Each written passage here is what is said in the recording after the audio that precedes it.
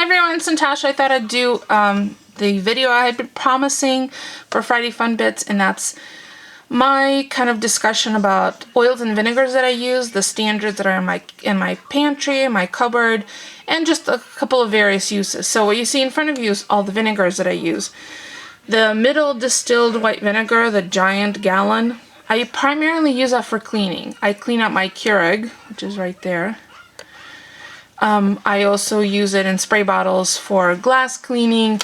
It's a nice vinegar to have also if you're brining anything, because it's inexpensive, it's basic, it's 5% acidity, which is kind of what you want for anything that you are marinating. Then I have some specialty vinegars. The next one is malt right here, and that's fabulous on fish and chips. Some foods like we like it on jambalaya, it cuts through some of that richness. There's also balsamic vinegar, which is, and you have to read the labels on the balsamic vinegar. A lot of the less expensive ones are actually colored up with food coloring, and it's just plain vinegar. You want the balsamic that is aged, so the sweetness comes from the aging versus from additives. Red wine vinegar, basic red wine vinegar, also 5% acidity. So malt is nice, a flavor for fish and chips, and rice vinegar, which is even lower acidity. I'm pretty sure it's like 3 something. I like having on hand because we do make stir fries and, you know, Japanese food, so that's also nice to have. And then there's these specialties, like this particular one is a fig vinegar, and I don't keep a lot of these on hand only because I like to flavor up my vinegar myself. But these are really nice in vinaigrettes. So if you're having like a field green salad and you're making your own vinaigrette, that's great to use, you know, a little flavored vinegar. There's so many more. There are so many more. Champagne vinegar and tarragon and so on. So there are lots. Find one that you like or the flavor profiles that you like, and then play around with them. Make a simple vinaigrette with oil, vinegar, some Dijon mustard, some shallots, or finely chopped garlic. Lovely flavor. You never really need to have bottled dressing again. Vinegars are fine to store in a closed cabinet. The distilled white vinegar I actually keep underneath my sink in the kitchen because it's more of an all-purpose.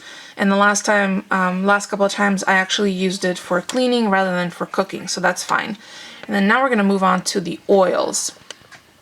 So the oils are a little different. Because oils can go rancid, like these larger bottles, if you go through them quickly, you can leave them out on your counter. Try to keep them away from a heat source. I had originally planned on putting a shelf above my stove and keeping my oils and vinegars there.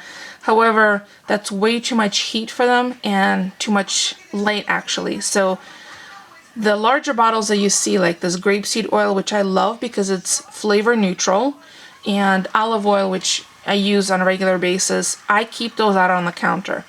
Specialty oils, which these aren't flavored, these are from various types of products, I keep in the refrigerator because they will go rancid, because you don't use them as quickly as you would use something like grapeseed oil. I use pretty much every day.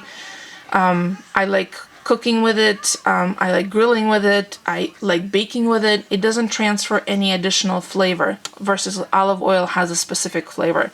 So I also have on hand right now some of this avocado oil, again, great in dressings. Hazelnut oil, also wonderful in dressings. And then coconut oil is another thing that I've been using a lot recently, and this is an organic extra virgin, and it is solid, but during warmer months I might pop it in the refrigerator. And because these are getting used quite quickly, the 3 of these, coconut oil, olive oil, and grapeseed oil, I don't need to refrigerate. Whereas these hazelnut oil, avocado oil, and then this toasted sesame oil, but this is a brand new one, definitely refrigerate them because you will not use them up fast enough before they go rancid. And then the last thing is sprays, because they're really still considered oils. There's a cooking spray that has a natural walnut flavor, and that's kosher from Mishpucha, Pam Original, creamy butter from Emerald's. Those are great in places where like you need to spray a muffin pan, or some mini tins, or a bundt pan that has very specific edging. It's great to have that on hand. And I think there's also a baking one that has flour mixed in with it, as well as a grilling one, which I think is outside by the grill. So there's a quick overview of oils and vinegars and how I use them. Some of the larger containers, like if I have a gallon container of olive oil, I will put enough in a squeeze bottle that I keep on the counter.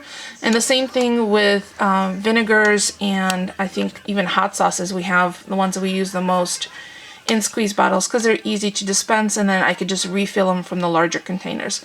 So that's it for today's Friday Fun Bits. I could finally put this stuff away because it's been sitting on my counter because I'd prepped on making the video.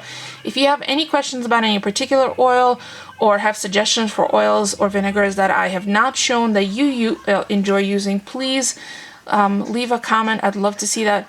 Or if you'd like to share which oils and vinegars are in your pantry, I would love a video response. Now, you can't do a video response the way they used to be. You could do your video and then in a comment below, just paste in the URL to your video and I'll go and check it out. Don't forget the thumbs up. It's free for you and it helps me out. And I will see you all next Friday. Thanks for watching, everyone.